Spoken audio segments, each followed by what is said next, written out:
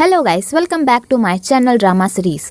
Episode 3 तक की कहानी आपको पिछले वीडियो में बता चुकी हूँ, जिसका लिंक आपको मेरे वीडियो सेक्शन में मिल जाएगा। पिछले एपिसोड में हमने देखा था कि लीलैन अपने पापा की जान बचाने के लिए तियान से शादी करने के लिए हाँ कर देती है, जिस वजह से लीलैन की आत्मा नेदरलैंड में ही फंस जाती है और उसका शरीर धरती लोक पर ही रहता है। तो लीलैन के घर वाले लीलैन की ऐसी हालत देखकर बहुत परेशान होते हैं। आगे अम्मा कुछ औरतों के पास जाती है और उन्हें कहती है, मुझे सबसे अच्छा और शक्तिशाली काला जादू करने वाली चाहिए। क्या तुम लोगों को किसी ऐसे इंसान के बारे में पता है? तो वो लोग अम्मा को एक जादूगरनी का नाम बताती है। तो अम्मा उस जादूगरनी के पास जाती है और उस जादूगरनी को अपनी प्रॉब्लम्स बताती है। तो वो जादूगरनी कहती है, मैंने ये काम बरसों पहले ही छोड़ दिया है, अब मेरे पास उतनी शक्तियाँ नहीं है ये काम करने के लिए, इसलिए यहाँ से चली जाओ।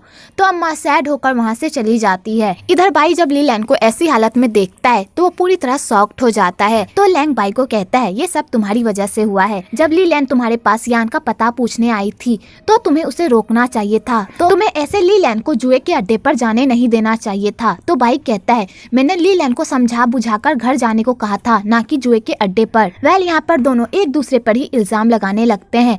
तो लीलैन के पापा कहते हैं, बस करो तुम दोनों, यहाँ मेरी बेटी इस हाल में है और तुम दोनों लड़ाई कर रहे हो। लैंग मुझे बताओ आखिरकार मेरी बेटी की ऐसी हालत कैसे हुई? तो लैंग कहता है, लीलैन को लगता था कि तियान का मर्डर यान ने किया है, इसलिए लीलैन यान के पास गई थी तियान के बारे में पूछने के लिए। हम दोनों एक साथ ही यान के पास गए थे, लेकिन कुछ गुंडों ने मुझे घेर लिया था, तो मैं उन गुंडों को निपटाने में लग गया और लीलैन यान के पीछे चली गई। जब मैं गुंडों को निपटा कर लीलैन के पास गया तो मुझे लीलैन ऐसी हालत में मिली और मुझे भी नहीं पता लीलैन की ऐसी हालत किसने की है। तो लीलैन के पापा कहते हैं, हमें कोई हल ढूंढना होगा लीलैन को ठीक करने का, और हमें ये भी पता लगाना होगा आखिरकार लीलैन के साथ क्या हुआ था। इधर वो जादूगरनी अपना सारा काम खत्म करके घर जा रही होती है कि उसे रास्ते में फिर से अम्मा मिल जाती है और अम्मा जादूगरनी का हर जगह पीछा करती है। तो जादूगरनी अम्मा को देखकर पूरी तरह तंग आ जाती है। तो वो अम्मा को कहती है, ठीक है मैं तुम्हारी हेल्प करूंगी, लेकिन मेरे पास इतनी शक्तियाँ नहीं है कि मैं उसकी आत्मा को अकेले वापस ला सकूं,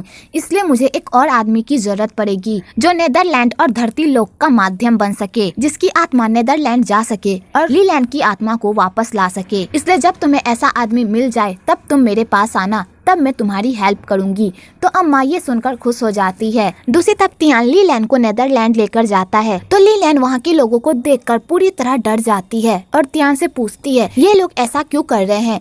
तो तियान कहता है, इन लोगों ने धरती पर बहुत पाप किए हैं, इसलिए इन लोगों की हालत ऐसी है। तो लीलैन तियान से उस कुएं के बारे में पूछती है। तो तियान कहता है, उस कुएं में आत्माएं अपनी फैमिली को देख सकती है, पर ये लोग अपनी फैमिली से बात नहीं कर सकते सिवाय उन्हें इस कुएं से देखने के अलावा। आगे लीलैन के पापा और बाई यान के पास जाते हैं उससे ये पूछने के लिए आखिरकार लीलैन के साथ क्या हुआ, क्योंकि लीलैन यान के पीछे ही गई थी और उसके बाद ही वो ऐसी हालत में चली गई। तो यान कहती है, मुझे लीलैन के बारे में नहीं पता और मैं उसके बारे में पता ही क्यों करूं, वो ना ही मेरी दोस्त है और ना ही मेरी फैमिली। तो बाई कहता है, लेकिन लीलैन तुम्हारे पीछे गई थी और तुम्हें नहीं पता कि लीलैन के साथ क्या हुआ, और सबसे अहम बात, तुम लीलैन को देखकर भागी क्यों? तो यान कहती है, तुम्हें पता है ना, कोई भी मेरे फेवरेट प्लेस पर जाए और मुझसे मिले ये मुझे बिल्कुल पसंद नहीं है, और तुम्हें ये लगता है कि मैंने तियान का कत्ल किया होगा। तुम मेरे बारे में ऐसा सोचते हो, मुझे तुमसे ऐसी उम्मीद नहीं थी। हम दोनों बचपन से एक साथ पले बड़े हैं और तुम मुझे अच्छे से जानते हो कि मैं ऐसा काम कभी नहीं कर सकती,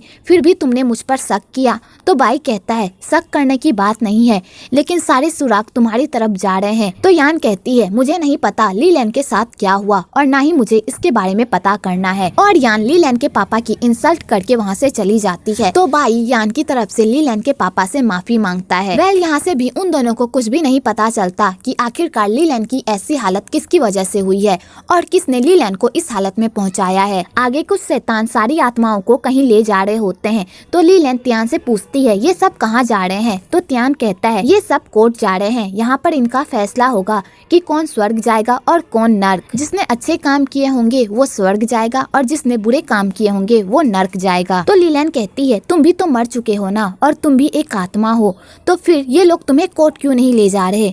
तो तियान कहता है ये एक सीक्रेट है और तुम्हें इस बारे में जानने की कोई जरूरत नहीं है। तुम बस इतना जानो कि हम यहाँ के मालिक हैं और यहाँ पर हम जो चाहे वो कर सकते हैं और कोई भी हमें यहाँ पर रोक टोक नहीं सकता, समझी। आगे तियान लीलैंड को अपने महल लेकर जाता है तो लीलैंड तियान का महल देखकर पूरी तरह शॉक्ड हो जाती है क्योंकि नेदरलैंड में इतना अच्छा महल कैसे हो सकता है। तो तियान लीलैंड को कहता है ये महल मैंने तुम्हारे लिए बनाया है ताकि तुम यहाँ पर आराम से रह सको और जो चाहे वो कर सको। ये मैंने कुछ दासियां सेलेक्ट की है तुम्हारे लिए, ये हमेशा तुम्हारे साथ रहेगी। तो लीलैंड उन भूतियों को देखकर पूरी तरह डर जाती है और कहती है मुझे इन दासियों की कोई जरूरत नहीं है। तो तियान कहता है इनकी जरूरत है ताकि ये लोग तुम्हारी सेवा कर सके और तुम आराम से इस महल में घूम सको। तो लीलैंड कहती है इसका मतलब तुम इन दासियों को मेरे पीछे इसलिए लगा रहे हो ताकि तुम मुझ पर नजर रख सको कि मैं कहाँ जा रही हूँ और कहाँ नहीं। इसका मतलब मैं यहाँ भी अपनी मर्जी से कुछ नहीं कर सकती। तो तियान कहता है तुम बहुत ही स्मार्ट हो, तुमने सही पकड़ा, लेकिन इसका मतलब ये नहीं है कि तुम यहाँ पर अपनी मर्जी नहीं चला सकती। तुम जहाँ जाना चाहती हो जा सकती हो, अपनी मर्जी कर सकती हो। बस ये दासियाँ तुम्हारा ख्याल रखेगी ताकि मुझे ये पता लग सके कि तुम कहाँ पर हो और मुझे तुम्हें ढूंढने में आसानी हो। इधर लैंग एक शॉप पर जाता है और एक कछुए से बात करता है और वो कछुआ कोई और नहीं उसकी सुपरवाइजर जनरल होती है। तो लैंग जनरल को कहता है प्लीज मेरी हेल्प करो और मुझे नेदरलैंड जाने दो ताकि मैं तियान का पता लगा सकूं आखिरकार वो कौन कौन ऑफिसर्स हैं जिसे तियान ने घूस दिया है और जिसकी वजह से वो नेदरलैंड में ऐश कर रहा है और तियान ने एक लड़की को भी बंदी बनाकर रखा है, प्लीज मेरी हेल्प करो। तो जनरल कहती है क्या तुम भूल गए तुमने 500 साल पहले क्या किया था? तुमने एक इंसान के खातिर अपनी पूरी लाइफ बर्बाद कर ली थी और तुम फिर से इंसान की ही हेल्प कर रहे हो। तो लैंग कहता है मैं इंसान की हेल्प नहीं कर रहा, मैं तो उस तियान को पकड़ने जा रहा हूँ ताकि मुझे प्रमोशन मिल सके। 500 साल पहले जो मुझे प्रमोशन नहीं मिला था इस बार मैं उस प्रमोशन को लेकर रहूंगा, प्लीज मेरी हेल्प कर दो। तो जनरल कहती है तुम्हें पता है ना नेदरलैंड में तुम्हारी शक्तियाँ काम नहीं करेगी और बिना शक्तियों के तुम नेदरलैंड में नहीं जा सकते क्योंकि जितने भूत तुमने पकड़े हैं सारे भूत नेदरलैंड में हैं और वो तुम्हारा पीछा बिल्कुल नहीं छोड़ेगी। अगर उन्हें पता चल गया कि तुम नेदरलैंड में हो और वो तुम्हें जरूर सबक सिखाएगी, क्या तुम भूल गए? तो लैंग कहता है मैं जानता हूँ लेकिन फिर भी मैं नेदरलैंड जाना चाहता हूँ ताकि मैं तियान को पकड़ सकूँ। तो जनरल कहती है ठीक है अगर तुम ऐसा ही चाहते हो तो मैं तुम्हें नेदरलैंड भेज दूंगी। तो लैंग ये सुनकर खुश हो जाता है। तो जनरल जाते टाइम लैंग को एक चाकू देती है और कहती है इस चाकू का तुम नेदरलैंड में इस्तेमाल कर सकते हो। तो लैंग कहता है मैं इतनी छोटी सी चाकू का क्या इस्तेमाल करूंगा? तो जनरल कहती है ये छोटा सा चाकू नहीं बल्कि तलवार है।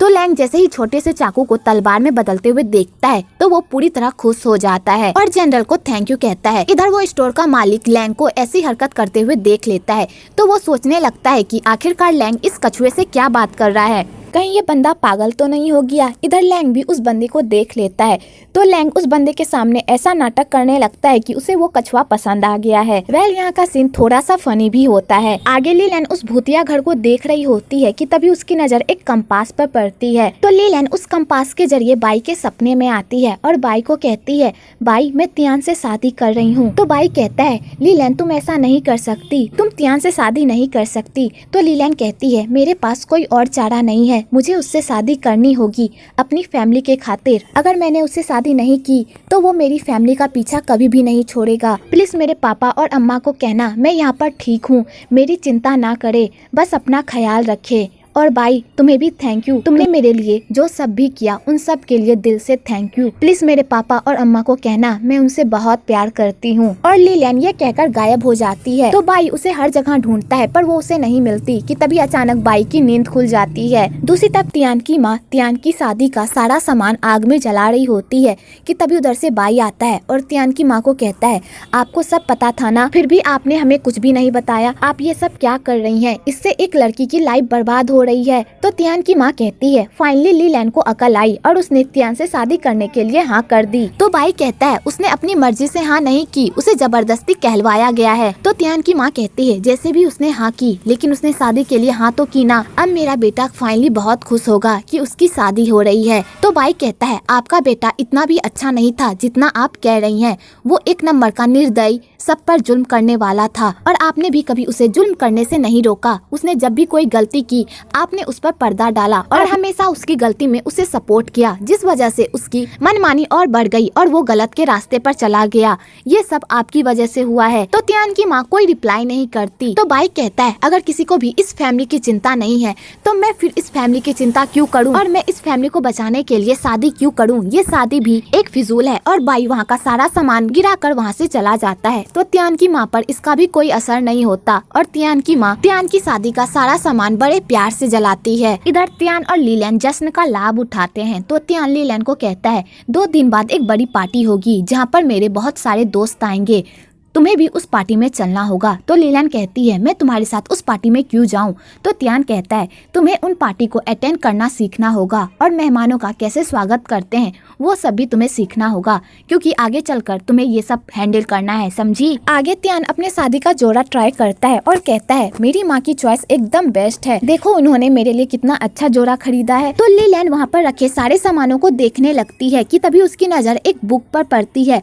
तो लीलैन उस बुक को खोल कर देखने लगती है पर उस बुक में कुछ भी लिखा हुआ नहीं होता कि तभी तियान की नजर उस बुक पर रखे गिलास पर पड़ती है। तो तियान वाइन की गिलास को देखकर घबरा जाता है और उस गिलास को जल्दी से उस बुक पर से हटा देता है और तियान लीलैन के हाथ से उस बुक को भी छीन लेता है और उसे संदूक में बंद कर देता है और लीलैन को कहता है आइंदा से मेरी चीजों को हाथ लगाने से पहले मुझसे पूछ लेना, समझी। तो लीलैन को तियान का ऐसा बिहेवियर समझ में नहीं आता। इधर अम्मा वोंग को नेदरलैंड और धरती लोक का माध्यम बनने को कहती है ताकि वो लीलैन के पास जा सके और उसे रास्ता दिखा सके कि वो धरती लोक पर कैसे आए। और अम्मा वोंग को उस जादूगरनी की पूरी बातें बताती है। तो वोंग अम्मा की बात मान जाता है और कहता है मैं ये काम करने के लिए तैयार हूँ। दूसरी तरफ लीलैन उस कुएं में अपनी फैमिली को देखती है और अपनी फैमिली को देखकर इमोशनल हो जाती है कि तभी उधर से लैंग की एंट्री होती है।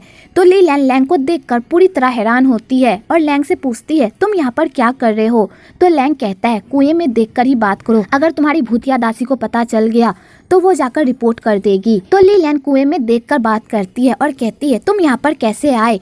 तो लैंग कहता है मेरा यहाँ पर आना इतना भी मुश्किल काम नहीं है, तुम बताओ तुम यहाँ पर क्या कर रही हो। तो लीलैन कहती है मेरी जल्द ही तियान से शादी होने वाली है। तो लैंग कहता है तुम इतनी जल्दी हार कैसे मान सकती हो और उस राक्षस तियान से शादी कैसे कर सकती हो, तुम्हें हिम्मत नहीं हारनी होगी, तुम्हें लड़ना होगा, तभी तुम यहाँ से बाहर निकल पाओगी। तो लीलैन कहती है लेकिन मैं क्या कर सकती हूँ, यहाँ पर सब मुझ पर नजर रखे हुए हैं, मैं कुछ भी नहीं कर सकती। तो लैंग कहता है मैं तुम्हारी यहाँ से निकलने में हेल्प करूंगा, लेकिन उसके बदले तुम्हें भी मेरी हेल्प करनी होगी और हम दोनों मिलकर उस तियान को पकड़ेंगे। बस मुझे इतना पता चल जाए कि उस तियान के बच्चे ने जज को क्या रिश्वत दी है जिस वजह से वो नेदरलैंड में इतना खुलेआम घूम रहा है और अपनी मनमानी कर रहा है। तो लीलैन ये सुनकर सोच में पड़ जाती है। तो लैंग कहता है कहीं तुम्हें उस राक्षस से प्यार तो नहीं हो गया। तो लीलैन कहती है तुम कैसी बात कर रहे हो, मुझे उस राक्षस से प्यार क्यों होगा, ठीक है मैं तुम्हारी हेल्प करूंगी। तो लैंग कहता है क्या तुम्हें तियान में कुछ भी अजीब लगा। तो लीलैन लैंग को उस रेड बुक के बारे में बताती है। तियान उस रेड बुक को मेरे हाथ में देखकर घबरा गया था। तो लैंग उस रेड बुक के बारे में सुनकर वहाँ से चला जाता है। इधर वो भूतिया दासी लीलैन के रूम के बाहर पहरा दे रही होती है कि तभी लैंग उस भूतिया दासी को उस रूम से बाहर निकालने के लिए एक ट्रिक लगाता है और खुद भूतिया दासी बनकर कहता है आग लगी है, आग लगी है। तो वो भूतिया दासी लैंग की बातों पर ज्यादा ध्यान नहीं देती और रूम के बाहर ही खड़ी रहती है। तो लैंग एक और ट्रिक लगाता है और कहता है मालिक के सिरवानी में आग लग गई है, उसे मिझाओ, उसे मिझाओ। तो वो भूतिया दासी ये सुनकर डर जाती है और वो सोचती है अगर मालिक के सिरवानी में आग लग गई तो मालिक उसे नहीं छोड़ेंगे और वो भूतिया दासी लीलैन के कमरे के बाहर से हट जाती है। तो लीलैन इसी मौके का फायदा उठाकर तियान के रूम में जाती है और उस रेड बुक को खोजने की कोशिश करती है। तो वो पूरा रूम छान मारती है पर उसे कहीं भी रेड बुक नहीं मिलता कि तभी वो भूतिया दासी लीलैन को ये हरकत करते हुए देख लेती है और वो कहती है मैं जा रही हूँ मालिक को तुम्हारी शिकायत करने। तो लीलैन ये सब देखकर और डर जाती है पर लीलैन हार नहीं मानती और वो भी एक ट्रिक लगाती है और कहती है इस महल की मैं होने वाली मालकिन हूँ, अगर तुमने मेरी बात नहीं मानी तो मालकिन बनने के बाद मैं तुम्हारी जिंदगी जहन्नुम बना दूंगी। और लीलैन उस भूतिया दासी को इतना डराती है कि वो भूतिया दासी डर जाती है और कहती है मैं आपकी मालिक से शिकायत नहीं करूंगी, प्लीज मुझे माफ कर दीजिए। और लीलैन इसी तरह इस मुसीबत से बाहर निकलती है। आगे लीलैन लैंग को बताती है कि उसे तियान के कमरे से कुछ भी नहीं मिला। तो लैंग कहता है हमें कहीं और ढूंढना पड़ेगा कि तभी लीलैन कपड़े चेंज करके के बाहर आती है तो लैंग ली लैन को ऐसे रूप में देखकर उसे देखता ही रह जाता है, क्योंकि ली लैन बहुत ही सुंदर लग रही होती है। तो लैंग कहता है तुम इतना तैयार उस राक्षस के लिए हुई हो, लेकिन तुम्हारे लुक को देखकर लगता है कि तुम किसी के जनाजे में जा रही हो। तो ली लैन कहती है तुम सही कह रहे हो, मैं उसके जनाजे में ही तो जा रही हूँ। वैसे बताओ अब आगे क्या करना है। तो लैंग कहता है अभी के लिए तुम्हें तियान का भरोसा जीतना होगा और तियान से तुम्हें अच्छे से बात करनी होगी ताकि तियान तुम पर भरोसा कर सके, और तियान को अपने झांसे में लेने की कोशिश करो, ठीक है? लेकिन उससे पहले इस कपड़े को चेंज करो, इसमें तुम्हारी पूरी बॉडी दिख रही है। तो ली लैन कहती है ठीक है। आगे बाई बाहर जा रहा होता है ताकि वो ये पता लगा सके कि ली लैन के साथ ऐसा किसने किया, कि तभी उधर से इजाबेल आती है और बाई से पूछती है तुम कहाँ जा रहे हो। तो बाई कहता है मैं ली लैन के पापा के साथ जा रहा हूँ ली लैन के बारे में पता लगाने के लिए, आखिरकार ली लैन के साथ ऐसा किसने किया। तो इजाबेल कहती है जल्दी से तुम इस मामले को सुलझाओ ताकि तुम हमारी शादी को आराम से एंजॉय कर सको। तो बाई ये सुनकर हैरान होता है और कहता है हाँ तुम सही कह रही हो, हमारी शादी। तो इजाबेल कहती है जब से हम लोग हांगकांग से वापस आए हैं तुम कुछ बदले बदले लग रहे हो, तुम मुझसे पहले जैसे प्यार नहीं करते जैसे तुम मुझसे पहले किया करते थे। मुझे पता है हम दोनों की शादी फैमिली की वजह से हो रही है, लेकिन मैं तुम्हें एक बात बता दूं, मैं तुमसे बहुत प्यार करती हूँ और तुम्हारे साथ रहना चाहती हूँ। तो बाई इजाबेल की बातें सुन लेता है पर कोई जवाब नहीं देता। तो इजाबेल कहती है प्लीज अपना ध्यान रखना और सही सलामत वापस आना। तो बाई कहता है ठीक है और वहाँ से चला जाता है और बेचारी इजाबेल उसे जाते हुए देखती है। आगे ली लैन तियान के साथ डिनर करती है तो तियान ली लैन का ऐसा रूप देखकर उस पर लट्टू हो जाता है और कहता है तुम बहुत ही सुंदर लग रही हो। इधर ली लैन तियान की बातों पर ज्यादा ध्यान नहीं देती, बस खाने को देखती है क्योंकि खाना देखने में बहुत ही टेस्टी लग रहा होता है। और ली लैन उस खाने को खा ही रही होती है कि तभी तियान सेब खाकर उसे नीचे रख देता है तो वो सेब पूरी तरह सड़ जाता है और तियान के फेस पर कीड़े भी चल रहे होते हैं। तो ली लैन जैसे ये सब देखती है तो उसकी भूख मर जाती है। आगे तियान ली लैन को डांस करने को कहता है तो ली लैन कहती है मुझे डांस करना नहीं आता। तो तियान कहता है कोई बात नहीं, मैं तुम्हें सिखा दूंगा। आगे वो दोनों मिलकर डांस करते हैं और वो डांस बहुत ही ऑसम होता है। अगर आपको इन दोनों का डांस देखना है तो मैं अपने यूट्यूब के स्टोरी पर इन दोनों के डांस की वीडियो लगा दूंगी, आप लोग वहाँ जाकर देख सकते हो। आगे तियान ली लैन को किसी करने वाला होता है कि तभी वहाँ पर भूतिया दासी आ जाती है और भूतिया दासी तियान को कहती है आपसे कोई मिलने आया है।